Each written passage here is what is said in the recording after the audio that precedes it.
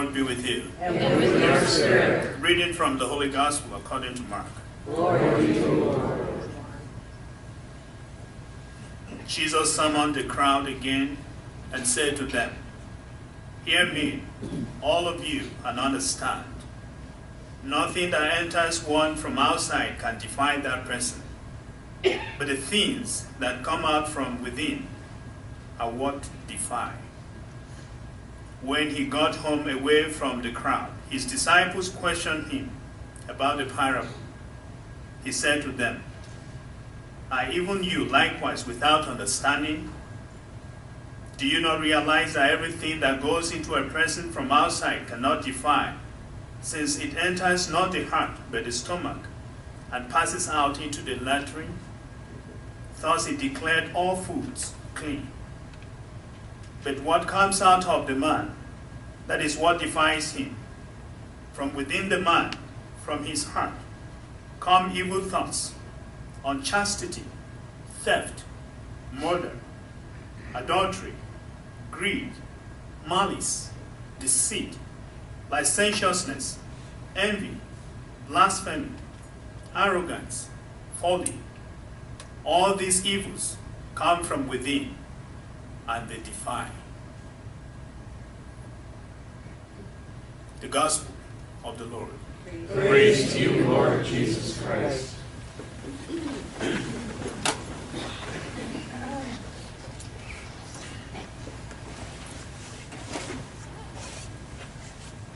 Maybe some of you have gone to your doctors and you have issues with them about what to eat and what not to eat.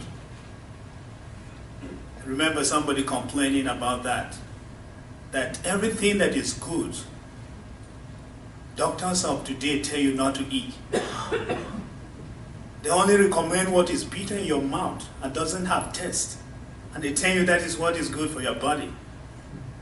And some people are not very happy with the doctrines of diet that are being spread around now. To keep healthy, you just have to make sure what you are eating is not good in your mouth. That's the theory. And now you see that Christ was talking about something that could be likened to this issue of what to eat and what not to eat. At the time he spoke the words we have read from the gospel passage of today. In the book of Leviticus chapter 11, there is a list of things that the people of God were not supposed to eat. Things that could make them unclean. Their understanding was not that some things can give you diabetes. That was not the understanding. It was not that it will make you to become oversized or overweight in any way. It was that it will make you spiritually unclean. So they kept to this law so much that if you read in the book of the Maccabees, you see how the Assyrian king Antiochus wanted to root out the Jewish religion. And to do that, he insisted that they should eat pork. Pork was one of the unclean meat that was not to be eaten by the Jewish people. So when he insisted on that, they decided they would rather die than eat something that would make them unclean, something that would make them break the covenant. And so we hear too that a mother of 7 children had all her children killed one by one in very gruesome ways. And she stood there looking at them and cheering them on, because she felt they were doing something that was honorable in the presence of their God. Can you now understand why the apostles were surprised when Jesus made this revolutionary statement that nothing that goes into a man makes the person unclean?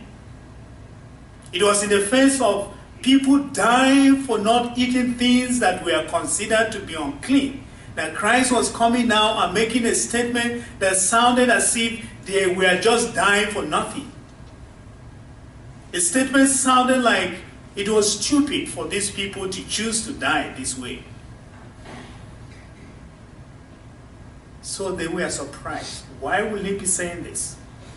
And now he explained that if things are, what goes into someone from outside does not make that person unclean, but from outside. And then he also brings a list of the things that make us unclean. You remember in the Bible the story of Peter when he was being sent to a Gentile home to go preach the gospel. He didn't want it, and before he went there, he saw a vision in which something like a sheet was brought down from heaven. And he was to rise, kill and eat. And Peter said, I do not eat something unclean. And the voice told Peter, what God has made clean, you must not call unclean. When God created the world from the beginning, only one thing was not to be eaten, the tree, the forbidden tree.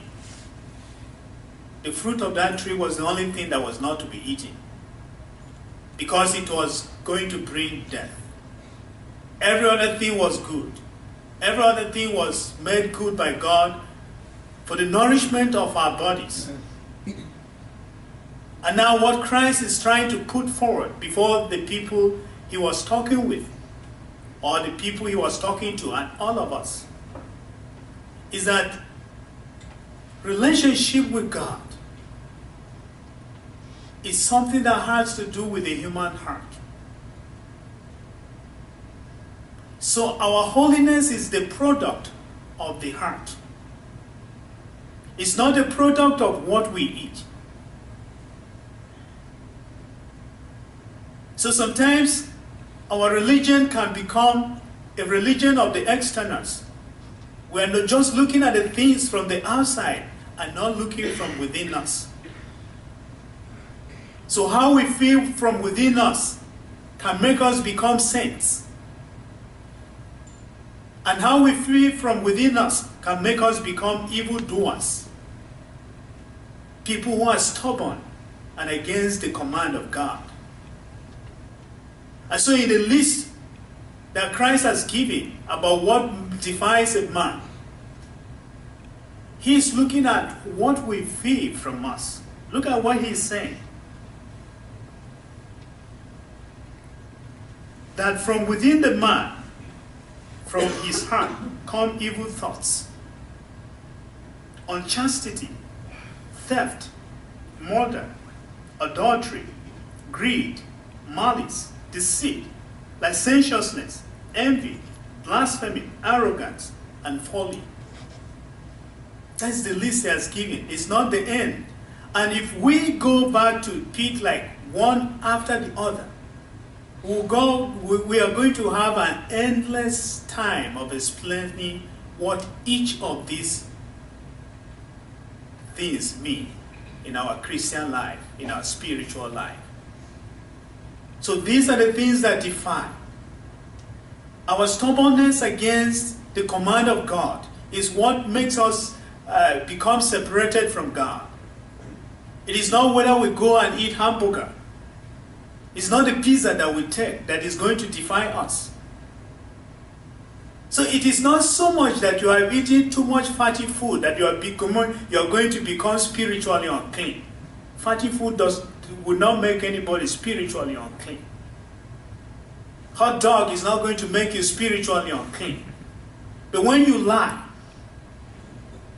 when you become unkind, when you are not able to forgive, when you discriminate, when you insult other people, when you become prideful, when you become uncharitable, those immoral acts in which we do not honor our own bodies,